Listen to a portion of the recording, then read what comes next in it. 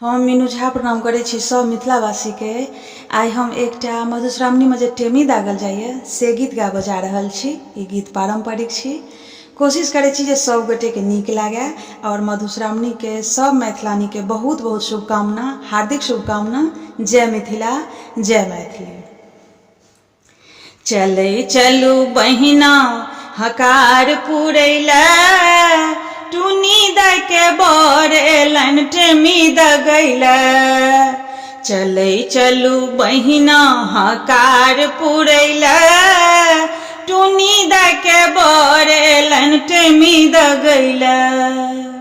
लट्टा चूड़ा छै भरि कूड़ा, पाकल केरा सात चंगेरा। लट्टा चूड़ा छै भरि कूड़ा, पाकल केरा सात चंगेरा। छाली वाला दही करेज कटैया, टुनी द के बर एलन टेमी दगैला। छाली वाला दही करेज कटैया, टुनी द के बर एलन टेमी दगैला। चले चलू बहिना हकार पुरैला, टुनी द के बर एलन टेमी दगैला। चिकनिक माटी बनल बिसहरिया, मेना पात पिठारक धरिया। चिकनिक माटी बनल बिसहरिया, मेना पात पिठारक धरिया। ताही बीच सिंदूर के ठोप छलैया, टुनी द के बर एलन टेमी दगैला। चले चलू बहिना हकार पुरैला, टुनी द के बर एलन टेमी दगैला। जाही जूही भैरपन पथिया, घरक लोकल साड़ी तीन पढ़िया।